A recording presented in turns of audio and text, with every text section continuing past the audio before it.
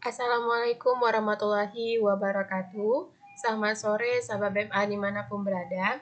Hari ini kita akan coba membahas tentang kertas kerja pada perusahaan dagang, tapi menggunakan metode perpetua. Nah, kalau sebelum-sebelumnya itu saya sudah bahas tentang metode periodik. Nah, kali ini kita akan coba menyusun ya pencatatan kertas kerja itu dengan menggunakan metode perpetua. Nah, di sini saya sudah menyediakan data-data yang memang kita butuhkan untuk menyusun kertas kerja. Yang pertama itu saya sudah siapkan data neraca saldo ya milik PDBMA dan ini juga sudah kita kerjakan. Nah, kemudian ini saya juga sudah menyediakan jurnal penyesuaian milik PDBMA juga. Dan ini baru kita kerjakan beberapa hari yang lalu. Nah, kali ini kita akan menggunakan kedua data ini untuk menyusun yang namanya kertas kerja atau neraca lajur ya. Kertas kerja, neraca lajur, worksheet itu adalah satu nama yang sama, hanya katanya saja yang berbeda. Nah, di sini sebenarnya saya sudah siapkan kertas kerjanya, hanya saja kita akan coba melihat bagaimana cara melakukan penyusunannya ya. Jadi karena untuk menyingkat waktu, makanya saya sudah selesaikan dan akan saya jelaskan secara detail nanti bagaimana cara melakukannya. Nah, untuk melakukan yang namanya pencatatan pada kertas kerja atau neraca lajur itu, kita jangan pernah lupa untuk membuat judulnya terlebih dahulu. Nah, ini adalah laporan kita, ya. Laporan kita yang membuat itu adalah neraca lajur atau kertas kerja, atau juga dikatakan sebagai worksheet. Nah, kalau sudah, kemudian kita akan buka ya tabelnya itu, kita buka tabel yang terdiri dari beberapa kolom. Nah, di sini saya menggunakan 10 kolom ya. Bentuk kertas kerja 10 kolom. Ya, jadi sini saya itu menggunakan bentuk kertas kerja 10 kolom. Di sini saya buat terlebih dahulu kolom nomor akun, kemudian nama akun, kemudian di sini ada kolom neraca ya, neraca saldo. Nah, nanti ada debit kreditnya. Kemudian kita buka juga kolom jurnal penyesuaian debit kredit, kemudian kita buka neraca saldo setelah disesuaikan debit kredit, kemudian kolom laba rugi debit kredit, dan terakhir kolom neraca debit kredit. Nah, ini yang dikatakan sebagai 10 kolom, yaitu 1, 2, 3, 4, 5, 6, 7, 8, 9, 10. Nah, kalau sudah tabel atau kolom-kolomnya kita buat, maka yang tahap berikutnya adalah memindahkan data-datanya. Jadi ini kan kita anggap terlebih dahulu tabel ini kosong, tidak ada tulisan ataupun angka. Jadi ketika kita mau memindahkan data, maka pindahkanlah dahulu data yang berasal dari neraca saldo. Ya, jadi ketika tabelnya jadi kosong, maka yang kita pindahkan terlebih dahulu adalah data dari neraca saldo. Dari mana dapatnya kita data neraca saldo? Maka jawabannya dari sini. Nah, ini adalah data yang akan kita pindahkan ke dalam kertas kerja di kolom neraca saldo. Ya, jadi semua nomor akun sama nama akun, kemudian debit kredit ya, nominalnya kalau di debit dibikin di debit, kalau di kredit maka kita bikin di kredit. Ini kita akan pindahkan semuanya, seluruh data yang ada di sini kita pindahkan sesuai dengan yang ada di sini, ya. Jadi kita pindahkan semuanya sesuai dengan yang ada di neraca saldo tadi kemari, ya. Kalau sudah kita akan jumlahkan lagi. Nah, kita akan jumlahkan, kemudian kita hitung. Nah, kalau sudah sama jumlahnya ini dengan yang ada di neraca saldo, ini ya. Kalau sudah sama dengan yang ada di sini, maka ini sudah selesai. Oke. Jadi ini kita pindahkan datanya berasal dari neraca saldo. Semua datanya ini berasal dari neraca saldo yang sudah kita selesaikan. Nah, kemudian apalagi yang kita lakukan? Ketika data neraca saldo sudah kita pindahkan, maka yang selanjutnya adalah memindahkan data yang ada di kolom jurnal penyesuaian. Nah, datanya dari mana kita peroleh? Maka jawabannya adalah data dari sini. Nah, ini dia. Kan kita sudah menyelesaikan jurnal penyesuaian sebelumnya, maka nanti data-data jurnal penyesuaian yang ada di sini semuanya akan kita pindahkan ke dalam kolom jurnal penyesuaian yang ada di sini. Oke, bagaimana cara kita memindahkannya? Caranya itu lihat posisinya di mana, kemudian pindahkan. Misalnya, ya, yang pertama itu saya akan pindahkan beban perlengkapan kantor, ya, beban perlengkapan di sini. Di debit Rp450.000. Maka nanti saya akan buat, saya lihat dulu di atas. Kalau di atas tidak ada yang namanya beban perlengkapan, maka saya akan buka akunnya di bawah. Nah, saya kemudian bikin nanti di sini posisi nominalnya di debit Rp450.000. Oke. Nah, kemudian selanjutnya ada akun pelengkapan, tapi posisinya di kredit Rp450.000. Maka saya akan lakukan pemindahan. Ya, saya pindahkan ke sini ke kolom jurnal penyesuaian perlengkapan. Kalau ada perlengkapan di sini, maka kita langsung pindahkan. Letaknya 450.000 tapi di kredit. Dah. Oke. Kemudian apa lagi? Dan ternyata di sini ada harga pokok penjualan. Posisinya di debit Rp10.200.000. Maka saya akan pindahkan di sini. Harga pokok penjualan karena sudah ada datanya, nama akunnya di atas, maka saya tidak perlu lagi buka di bawah. Jadi cukup pindahkan saja. Yang tadi nominalnya Rp10.200.000 di debit, maka saya letakkan di jurnal penyesuaian. Nah, di kolomnya di sini posisi di debit. Oke. Kemudian selanjutnya lagi, di sini katanya persediaan barang dagang itu di kredit Rp10.200.000. Maka saya akan pindahkan. Kita lihat di atas, ada tidak persediaan barang dagang? Oh, ternyata ada. Maka saya akan pindahkan di sini akunnya, ya, nominalnya Rp10.200.000 tapi posisinya di kredit. Oke. Kemudian selanjutnya adalah persediaan barang dagang, posisinya di debit 35 juta. Maka saya akan pindahkan. Nah, di sini saya akan letakkan lagi di akun persediaan barang dagang, tapi di kolom jurnal penyesuaian, posisinya debit 35 juta. Kalau sudah, kemudian saya akan pindahkan berikutnya adalah nominal dari harga pokok penjualan yang ada di kredit 35 juta. Maka saya akan pindahkan harga pokok penjualan, ya, nominalnya di kredit 35 juta. Oke. Sudah, kalau sudah saya lakukan, ya, kalau sudah selesai saya lakukan ini, maka saya selanjutnya adalah memindahkan yang lainnya. Nah, di sini ada beban penyusutan peralatan kantor. Maka saya letakkan di debit Rp2.600.000. Beban penyusutan peralatan kantor, saya lihat dulu di atas. Kalau ternyata di atas tidak ada beban penyusutan peralatan kantor, maka saya akan buka di bawah. Ini dia, saya buka akun baru di bawah, kemudian letakkan Rp2.600.000 di debit. Kemudian selanjutnya adalah akumulasi penyusutan peralatan kantor. Ini adanya di kredit, ya. Adanya di kredit, maka saya akan pindahkan dia. Letakkan di sini. Akumulasi penyusutan peralatan kantor, posisinya di kredit 1 juta. Akumulasi penyusutan peralatan kantor, kemudian saya letakkan di sini kredit, ya, Rp2.600.000. Nah, kemudian apalagi di sini ada beban sewa.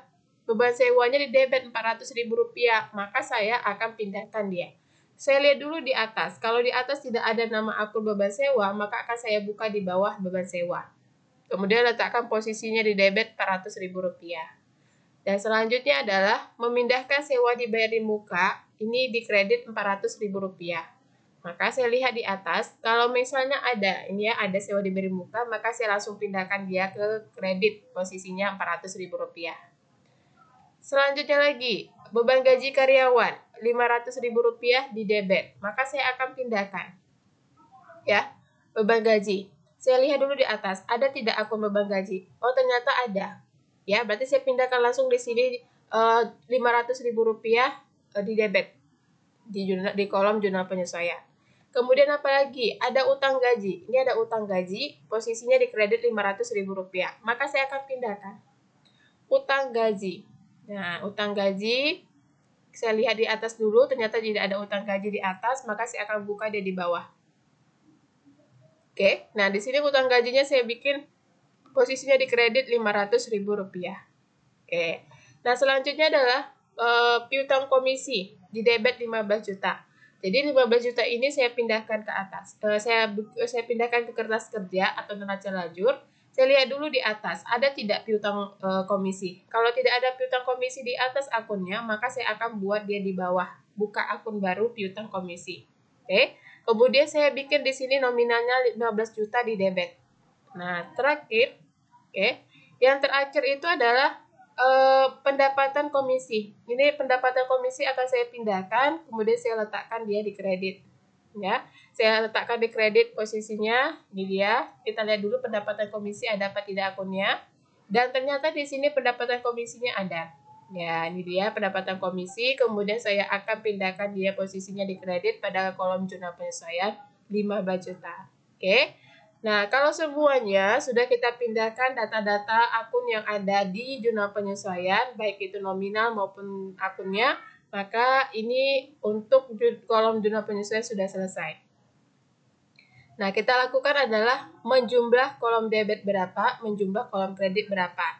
Nah, kalau kita jumlahkan, ternyata ini jumlahnya Rp64.150.000. Sama. Kemudian kita cek dulu dengan yang sebelumnya. Dan ternyata ini sama juga. Berarti ini sudah selesai dan sudah benar, ya. Oke, kemudian apalagi yang harus kita lakukan ketika data neraca saldo sudah dipindahkan, kemudian data jurnal penyesuaian juga sudah kita pindahkan. Maka jawabannya adalah melakukan yang perhitungan. Ya, melakukan yang namanya perhitungan neraca saldo setelah disesuaikan. Bagaimana cara menghitungnya? Sama seperti dengan kertas kerja metode periodik sebelumnya yang sudah saya jelaskan. Jadi intinya ketika nanti kita ingin menghitung neraca saldo setelah disesuaikan, maka kita akan menggabungkan antara data di neraca saldo dengan data di jurnal penyesuaian. Kalau misalnya di neraca saldo ada, tapi jurnal penyesuaian nominalnya tidak ada, maka langsung kita pindahkan saja. Seperti ini, kas, piutang dagang. Di jurnal penyesuaian tidak ada nominal, maka kita akan pindahkan langsung kemari.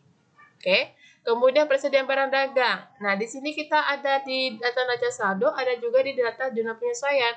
Maka yang harus saya lakukan adalah menambahkan dia ke debit, kemudian mengurangkan dia ke kredit. Maka nanti hasilnya adalah Rp35 juta.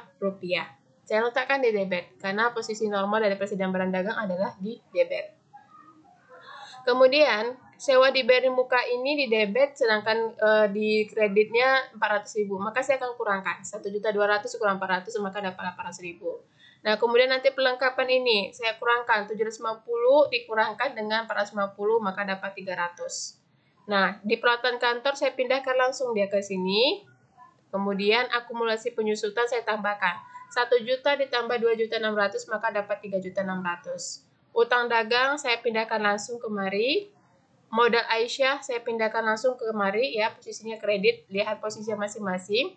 Kemudian Prive itu saya pindahkan di posisi debit. Nah, selanjutnya adalah penjualan.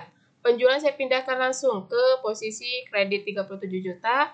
Pendapatan komisi ini saya tambahkan. Ya, saya tambahkan pendapatan komisi di sini kredit ditambahkan dengan di sini kredit, maka dapatlah Rp15.700.000. Nah, kemudian selanjutnya potongan penjualan. Potongan penjualan ini saya letakkan di debit, ya. Kemudian nanti harga pokok penjualan. Nah, harga pokok penjualan ini yang saya lakukan adalah menambahkan dahulu ke debit, kemudian mengurangkannya ke kredit. Maka dapat hasilnya Rp32.200.000. Oke, beban gaji karyawan ini 3 juta. Maka saya akan melakukan yang namanya penambahan dengan yang ada di jurnal penyesuaian, maka dapat hasilnya Rp3.500.000. Beban listrik, karena tidak ada di jurnal penyesuaian, langsung saya pindahkan. Kemudian beban perlengkapan, karena neraca saldonya tidak ada, maka saya langsung pindahkan ke sini, debit. Beban penyusutan juga saya pindahkan ke sini, Rp2.600.000. Beban sewa juga Rp400.000 saya pindahkan. Utang gaji juga saya pindahkan ke kredit Rp500.000. Piutang komisi juga saya pindahkan ke sini, posisinya di debit Rp15 juta. Kalau sudah saya pindahkan, dan saya hitung, ya, saya hitung dengan menggabungkan kedua data yang ada di kedua kolom ini, maka nanti dapat hasilnya seperti ini. Kemudian saya jumlahkanlah ke bawah posisi yang di debit berapa, yang posisi nominalnya di kredit berapa. Nah, ketika saya jumlahkan, ternyata posisinya itu mendapatkan nominal sebesar Rp200.400.000. Dan kalau kita lihat ini sama-sama, ya, jumlahnya debit kredit. Oke? Nah, selanjutnya ketika kita sudah mendapatkan namanya data neraca saldo setelah disesuaikan, maka tahap berikutnya yang kita lakukan adalah menghitung laba rugi. Nah, kita akan menggunakan kolom laba rugi ini untuk menghitung apakah perusahaan kita itu mengalami laba atau justru mengalami kerugian. Nah, bagaimana cara kita melakukan perhitungannya? Ya, caranya sangat mudah, ya. Kita hanya memindahkan saja akun laba rugi ini, yaitu berasal dari akun-akun nominal. Akun-akun nominal itu ya seperti beban, pendapatan, penjualan yang berkaitan dengan potongan penjualan juga, ya. Potongan penjualan juga kita pindahkan. Jadi di sini adalah semua akun-akun nominal kita pindahkan. Oke. Nah, kalau kita lihat dari data kita yang ada, ini ya, nanti kita ambilnya dari data neraca saldo setelah disesuaikan. Jadi patokan nilai kita itu berasal dari sini. Kemudian kita pindahkan sesuai dengan posisinya masing-masing, apakah di kredit atau di debit. Nah, yang pertama itu adalah penjualan. Saya akan pindahkan penjualan ini ke mari. Ya, ini dia 37 juta, maka saya pindahkan ke sini, kredit. Kemudian ada pendapatan komisi. Pendapatan komisi 15.700.000, maka saya akan pindahkan ke kredit. Kemudian ada potongan penjualan. Di sini di posisinya di kredit, di debit, maka saya pindahkan di debit. Harga pokok penjualan 32.200.000 saya pindahkan di debit. Beban gaji karyawan juga saya pindahkan di debit. Beban listrik juga saya pindahkan di debit. Kemudian ada beban perlengkapan saya pindahkan juga di debit. Ada lagi beban penyusutan peralatan kantor saya pindahkan ke debit. Kemudian ada beban sewa saya pindahkan ke debit. Nah, kemudian habis ya. Jadi sudah habis ya. Nah, kalau sudah habis, akun-akun nominalnya kita pindahkan di kolom laba rugi, maka yang kita lakukan adalah menjumlahkannya. Jadi saya menjumlahkan kolom debit berapa, kemudian menjumlahkan kolom kredit berapa. Dan ternyata di sini kalau kita lihat jumlahnya itu tidak sama, maka kita lihat berapa selisihnya. Nah, ternyata ketika saya menghitung, ya selisihnya itu adalah 12.770.000. Nah, kalau kita lihat, ini besaran nominal yang ada di kredit daripada di debit. Artinya lebih besar pendapatan daripada biaya atau beban yang dikeluarkan. Maka ini otomatis akan kita akui sebagai laba usaha perusahaan. Ya, jadi ini adalah laba usaha perusahaan, PDBMA. Oke. Nah, kemudian apalagi kita lakukan ketika nanti data yang di kolom laba rugi ini sudah selesai kita hitung, maka tahap berikutnya adalah menghitung data di neraca. Data di neraca ini kita ambil berasal dari neraca saldo setelah disesuaikan juga, yang mana akun-akun itu adalah akun-akun real. Contohnya aktiva, pasiva, ekuitas, dan prive. Maka nanti kita akan pindahkan semuanya ke mari. Ya. Nah, seperti apa? Ya ini, kas, piutang dagang, persediaan barang dagang, sewa diberi muka, perlengkapan, peralatan kantor, akumulasi penyusutan peralatan. Nah, ini nanti akan kita pindahkan, ya. Ini nanti saya pindahkan dulu. Ini nominal yang ini sampai 26 juta ini saya pindahkan ke kolom neraca. Oke. Kemudian nanti akumulasi penyusutan peralatan juga saya pindahkan. Saya pindahkan posisinya di kredit 3.600.000 rupiah. Kemudian apalagi saya pindahkan utang dagang. Utang dagang ini saya pindahkan ke kolom neraca, sebagai posisinya di kredit. Modal Aisyah juga saya pindahkan dia 105 juta di kredit. Ada Prive Aisyah, di sini saya pindahkan nominalnya di debit 5 juta. Kemudian kita lihat lagi ke bawah, kira-kira ada yang mau kita pindahkan, ternyata ada. Ada utang gaji, ini ya, utang gaji 500.000 saya pindahkan di kredit.